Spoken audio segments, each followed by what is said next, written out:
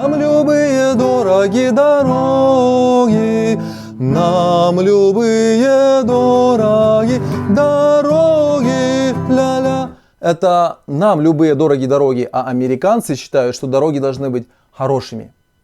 Всем привет, с вами Юрий, и сегодня будем говорить об американских дорогах. Поехали! Сегодняшнее видео будет полезно водителям, тем, кто интересуется американской культурой или изучает английский язык. Я расскажу о дорожных знаках и принципах устройства американских дорог. 10 лет я ездил по ним на легковых автомобилях, а недавно пересел на грузовые. И вот что я заметил. Дороги в Америке имеют многоцелевое назначение. По ним можно добраться на работу и в супермаркет. Также они рассчитаны на грузоперевозки и выступают в роли артерий, оживляющих экономику страны. Кроме того, по ним может двигаться армейская техника в случае внутреннего военного конфликта. Они даже могут служить укрытием для бездомных. Три кита, на которых строятся здешние дороги, это безопасность, комфортность и простота понимания. Знаки незамысловатые, разметка очень наглядна, а указателей так много и они настолько большие, что поначалу кажется, будто все это рассчитано на дурачка. Каждая полоса на перекрестке имеет свой светофор, а на дорожном покрытии большими белыми стрелками обозначено направление движения. Это помогает неопытным водителям и тем, кто впервые в этой местности, не запутаться в дорожных развязках. На многих дорогах расположена дополнительная центральная полоса. С нее и в нее можно поворачивать, а фуры и грузовики используют ее для временной парковки. Это очень удобно. В дорожное покрытие часто встроен детектор, определяющий присутствие автомобилей. Он дает сигнал светофору и вскоре загорается зеленый свет. После того, как все машины закончат проезд перекрестка, система умной дороги сама переключит сигнал светофора. Вот только не уверен, срабатывает ли этот детектор на велосипеды. В Америке велосипед – это не средство передвижения, а спортивное хобби и способ отдохнуть. Переходить улицу можно не на зеленый, а на белый свет. Причем светофор всегда покажет, сколько секунд осталось пешеходу, чтобы вовремя перейти улицу. На участках дороги, требующих повышенного внимания, стоит датчик, определяющий скорость вашего движения, и в случае превышения рекомендует снизить скорость. Как видите, не все американские водители соблюдают скоростной режим. Мне нравятся американские фривеи, то есть автострады.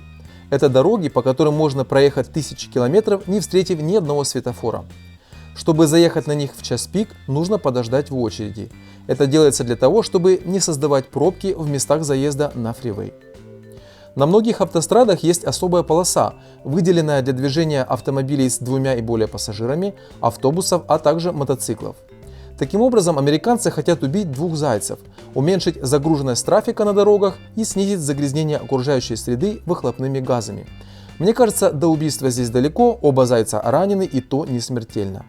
На фривеях часто есть широкие обочины, куда можно свернуть в случае опасности, оттянуть поврежденный автомобиль или остановиться в аварийной ситуации. Их также могут использовать для передвижения машины экстренной помощи, если на дороге образовалась пробка. Если вы проголодались, знаки покажут, на каком выходе нужно съехать с фривея, чтобы подкрепиться любимой едой.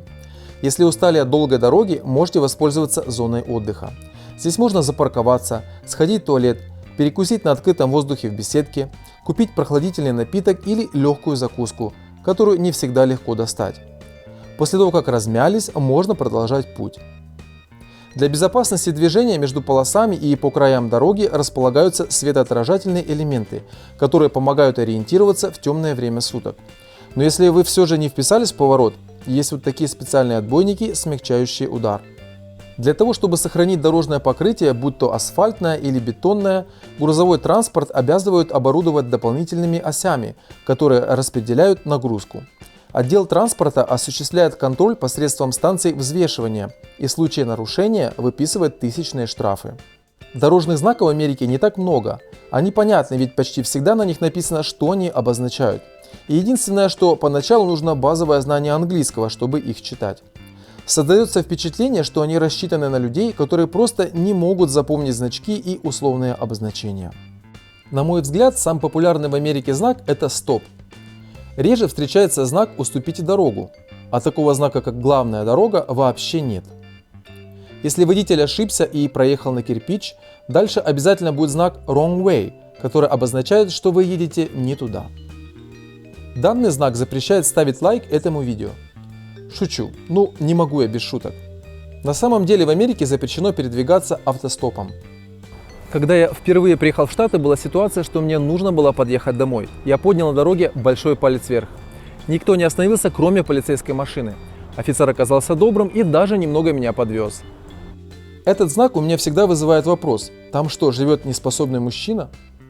На этом знаке указана рекомендуемая скорость для безопасного прохождения поворота. Можете увидеть, что он дублируется 5 раз. А вот это не грязь, это следы от машин, водители которых проигнорировали рекомендации и не вписались в поворот. Из минусов американских дорог могу отметить заторы на фривеях и малое количество тротуаров. Мне часто приходилось идти по траве на обочине или по проезжей части. Ну и вандализм. Из-за этого художества некоторые знаки становятся трудночитаемыми.